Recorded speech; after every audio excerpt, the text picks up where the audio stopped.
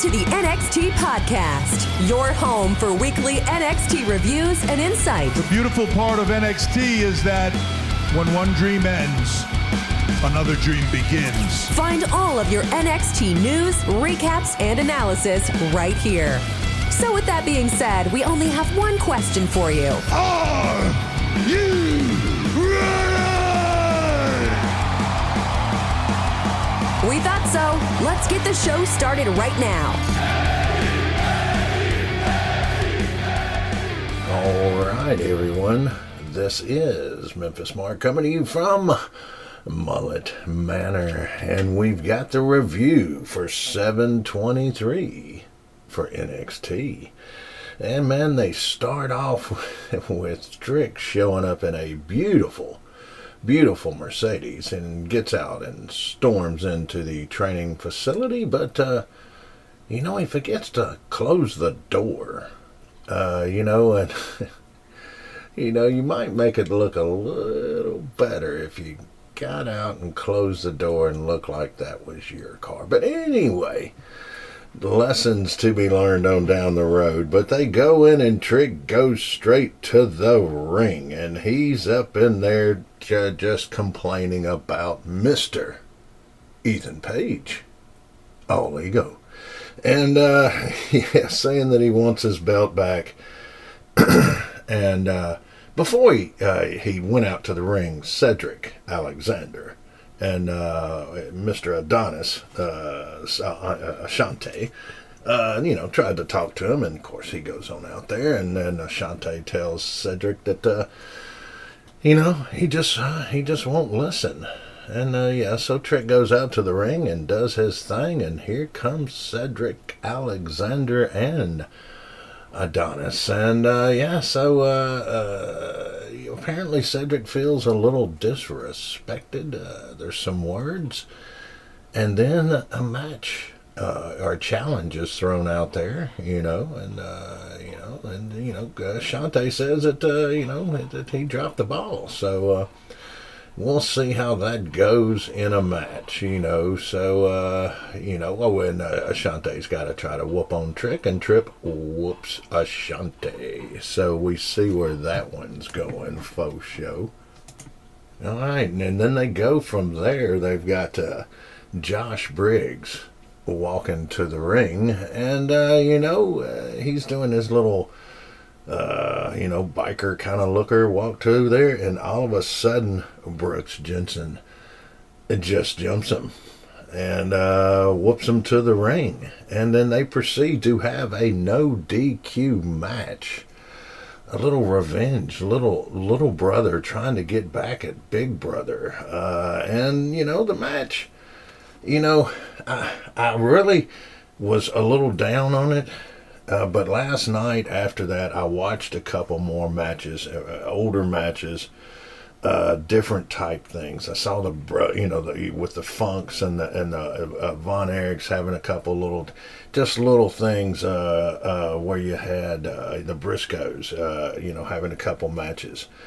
The Rock and Roll Express getting together after they, having a fight afterwards. Just little things like that, little revenge. And I really think this match was pretty good. It's just there's so many camera angles now, and you get such a good look that, it's hard. But those guys did a good job, man. They busted heads, and look, man, Brooks actually, with a kendo stick, did some of the best damage that I've seen on somebody in a while. He, after somebody, I think somebody goes through the desk is broke down. Booker T and Vic are over there doing the announcing, and Brooks starts saying something about baseball where it's strike 1, 2, 3. Well, he hits him 1, hits him 2, and then he waylays him and leaves a whelp across his back. It looks like Interstate 40. And the match goes on, and then all of a sudden, Sean Spears appears. Hey, there we go. And so there's a little angle there we're going with. So now that there's going to be a chair involved, it's a DQ match. And Brooks wears Josh out to the point to where he stops and does a tribute to the chairman of the board, Sean Spears, and attacks, does the DDT on the chair and wins the match. So it's kind of a revenge match. He's getting back for the last time that Brooks whooped the tar out of him. So yeah, we go from there. We go to the champs, Axiom and Nathan Frazier, and the Rascals come in and say howdy.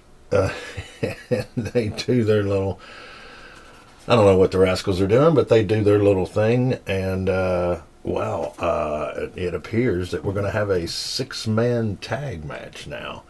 The Rascals going against the champs via who they can find as a third. And hint, hint, wink, wink. It's the young OG. It's Javon Evans. Pops in a little later and says, hey, man, I ain't got nothing to do. And y'all need another partner. So, we're going to have the young OG and the champs going up against the Rascals.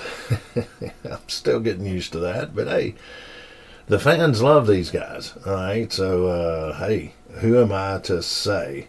Who am I to say? And then afterwards, you think the interview's over, but Axiom breaks the news to Nathan that, hey, he, thought that Nathan did good on speed and he liked the competition, so he has now entered it too. So now they're having a little squabble. Oh, because, Nathan's like, well, you said it was bad for me and now you're doing it. And, they're going back and forth. So what we have here is the setup for the breakup because they're going to have to face each other in speed. And that will bring on a whole angle in itself. All right, then we've got Lexis King going up against the young DJ, Eddy Thorpe. That's right. And, this is kind of a revenge match in itself. So, but when Eddy comes out, he does his war dance and everything, and there's so much fog that it kind of takes over the ring. Takes away from the king of TV, Lexis King. And there's a lot of selling going on in this. King does great in that. The whole angle they're trying to build, they're going to do some more of these matches. So, Lexis has had the better, I believe. So, in this one, Eddy Thorpe's got to get the win. So, yes, Eddy's happy after the win. And then Lexis King throws down on him. Takes that cane of his and does a little whooping with the stairs after that. So, not too bad. We see the writing on the wall with this one, where they're going. And then after that, they got a little Trick promo. And Trick's in the dressing room, and there's a silhouette over in the corner there. And who is it? It happens to be Pete Dunne. He's listening to Trick's interview. And Trick's saying that, hey, I'll whoop anybody to get my belt back. And I believe old Pete Dunne took it a little offense because he tells him to figure it out. Something's going to be in his way, but I guess he'll have to figure it out. So from there, they're going to go into Ora Mensa with Metaphor going against Ashante Adonis. With his first, I believe it's his first match on NXT. A veteran, just like Cedric Alexander, but in his writing and his forte and his the way he does things is, he kind of gets distracted by the ladies. So in this one, you do have Sober Miss Jackson, and Lash Legend out there both. So Ashante gets a little distracted by Miss Jackson, and he ain't sorry. It causes the match to kind of go in a couple different angles. But in the end, they're giving Ora Mensa the push. But they had to let Ashante look good in his debut and coming out here. So Aura gets the win, and then gets the mic and does a little mic time there. But from there we've got Tony D, and he's talking to the No Catch Quarter crew, and of course they have Erin St. Clair that's trying to force her way into the No Quarter Catch crew. And so the guys are playing this out, not so bad at writing, and they're all kind of playing their roles. But she says that she's got to win this match that's coming up with Carly Bright. And neither one of these ladies are at the top of their game. They both need, and you got Kendall outside with Carly. So you're going to have a few angles in this. And, of course, the No Quarter Catch crew can't let her lose. And this match, not so good. That's the reason they needed the outside atmosphere. Because this match was not going to be pretty. And it wasn't.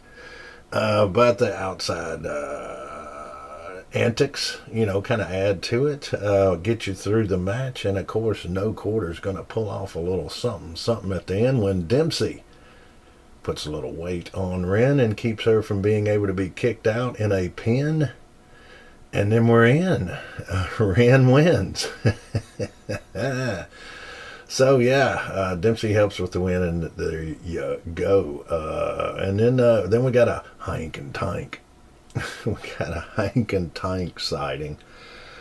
And, they cut a good promo, not so bad. I mean, they're given a spot to do, and they do it as well as they can, So, and it goes into Nathan and Axiom after that. So it's a big...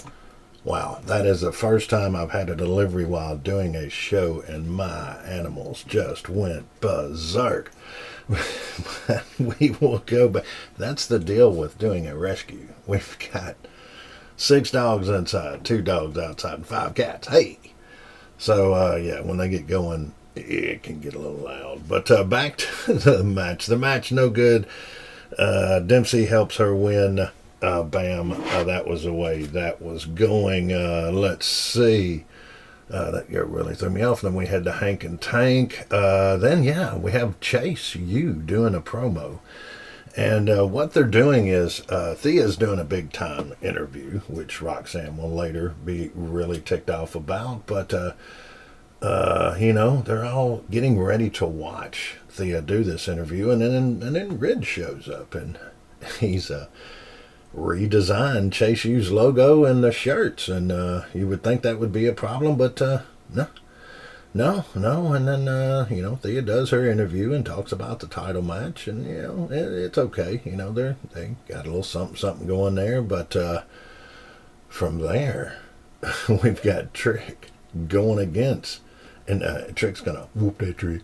But Cedric Alexander, a veteran. A true veteran going up against Trick in this one. And you can definitely tell. And now Trick has gotten so much better. He's nowhere near where he needs to be. Nowhere. But from when they put the strap on him to now, I think he's gotten better. His timing's gotten better. I mean, that just comes with more time in the ring. Working with different people, having to adjust.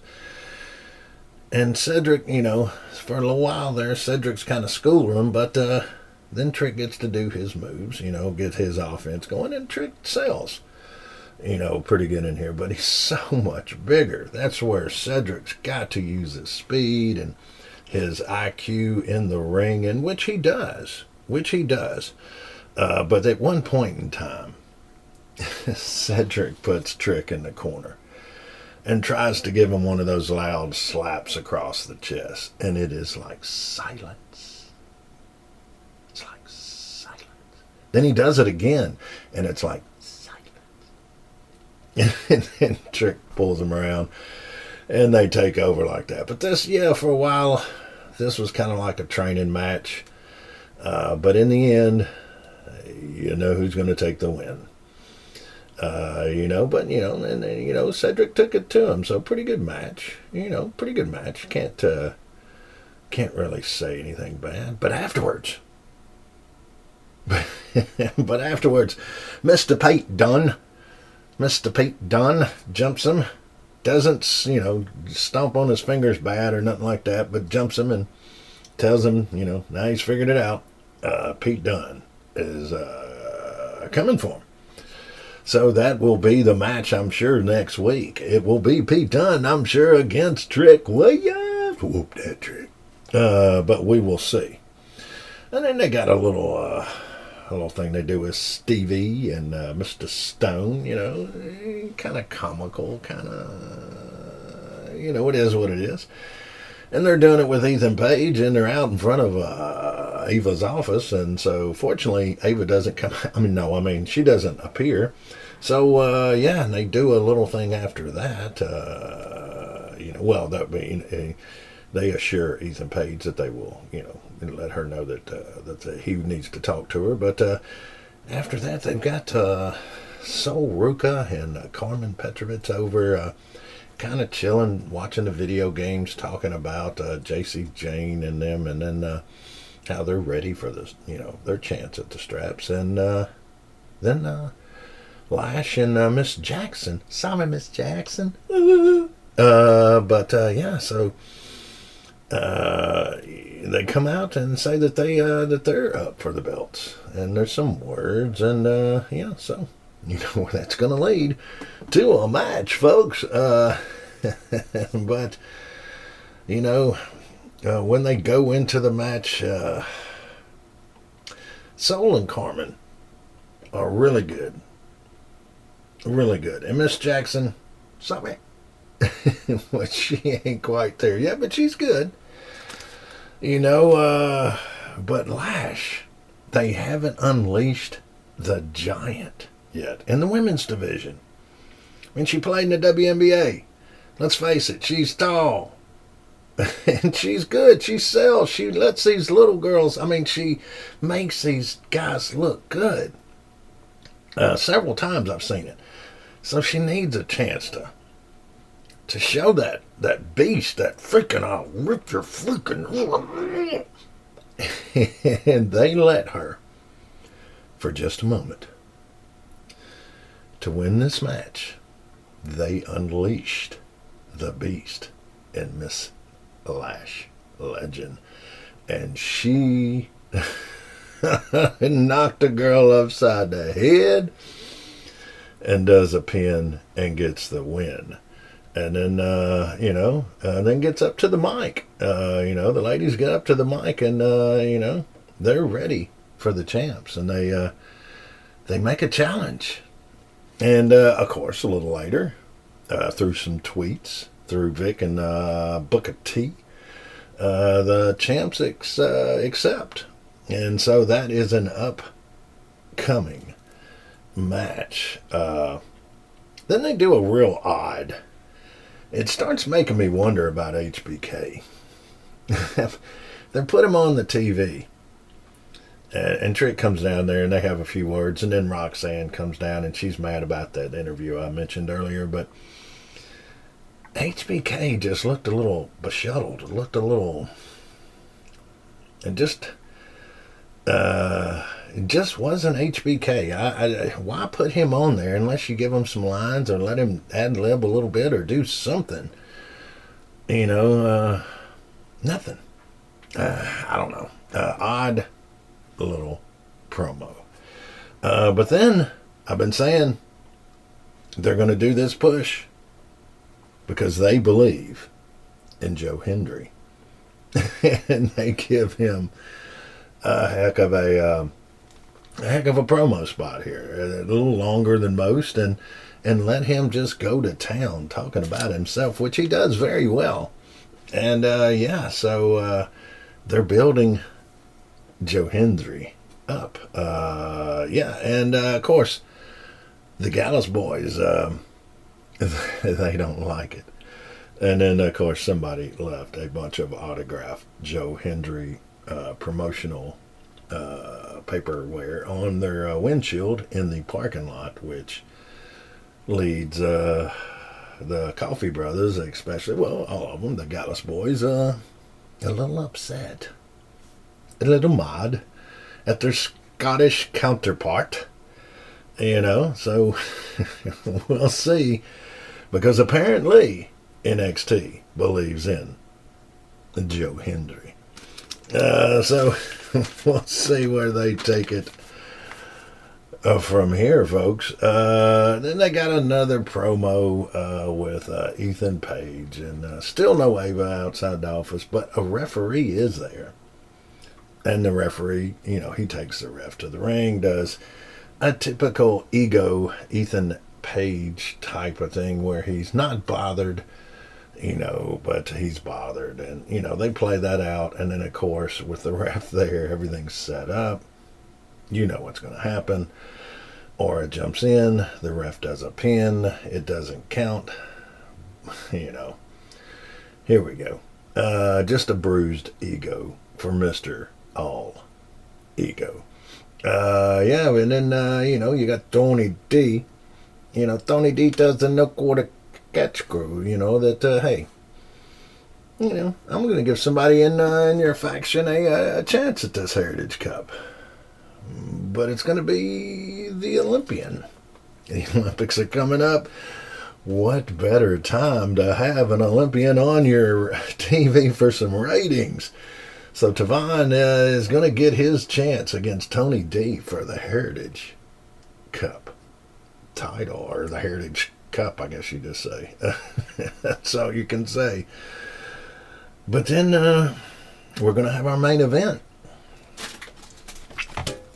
That's right. We're going to have the Rascals going against the champs, Nathan Frazier and Axiom, and the young OG, Javon Evans, because, he's bouncy.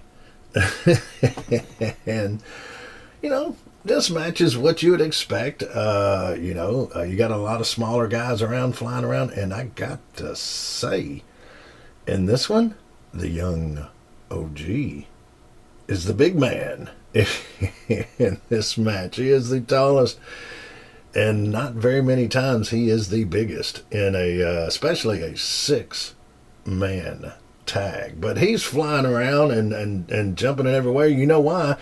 Because he's bouncy. But he does good. The match itself, pretty good. Pretty good. Though.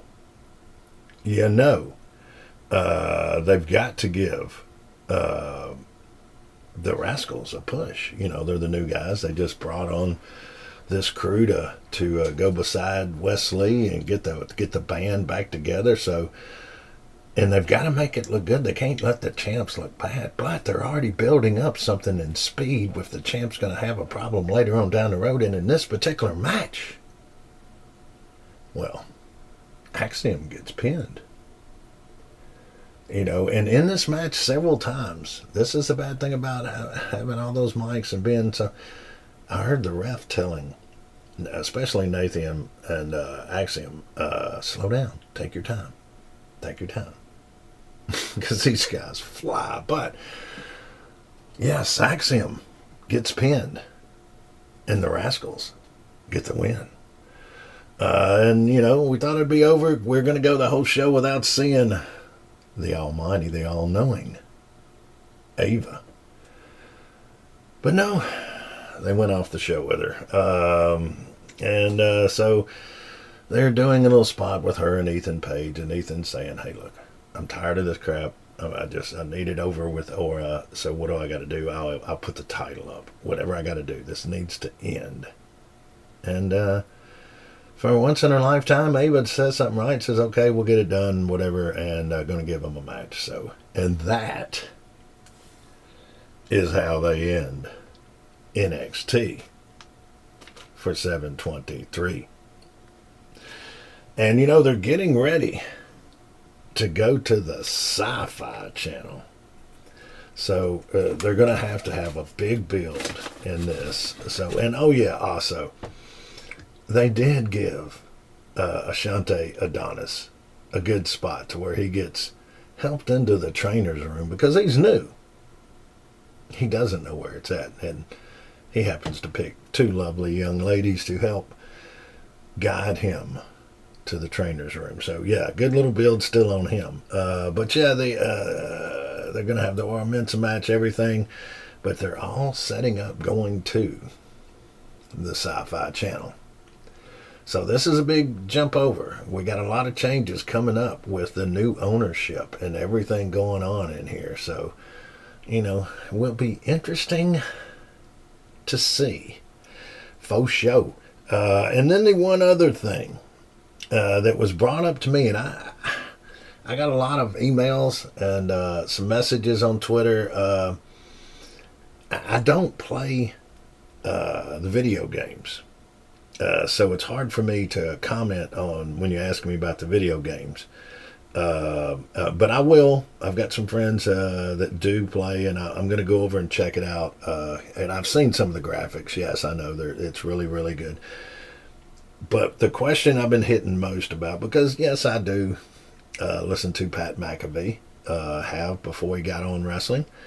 And it is just weird. Well, thank you. And it is really weird, the backlash that he has been getting, because in one of the, I believe they call it plugins or something, a new version, an updated version that comes out on this deal. I'm not the most knowledgeable on this, but apparently Pat McAfee and his crew are involved. And so they get to either whoop or get whooped on in this game. And I've gotten a lot. I mean, over 100 since this came up, asking me, kind of pretty much my opinion and what do I think about that. I am old school. But you're talking to an old school guy about a video game.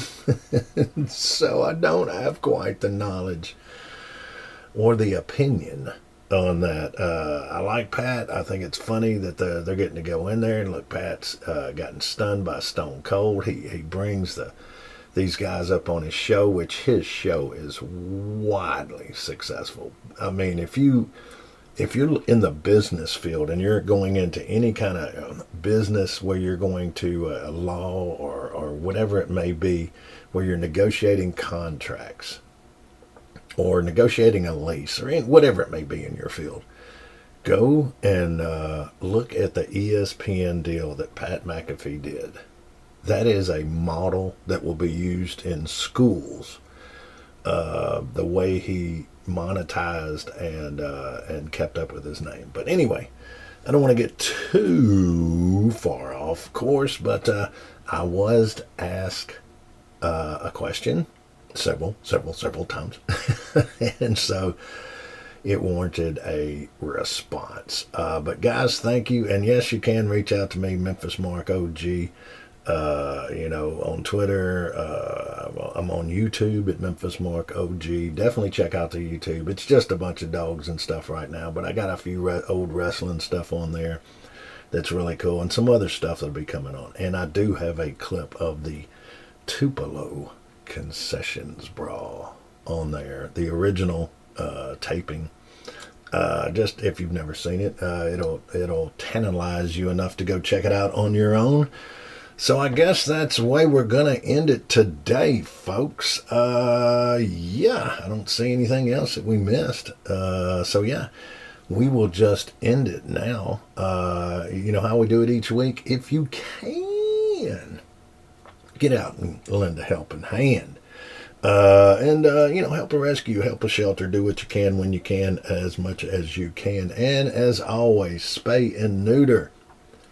Do it if you can, folks. And we're just going to end it here. Yeah. All right. This is Memphis Mark. And, yeah, well, I'm out.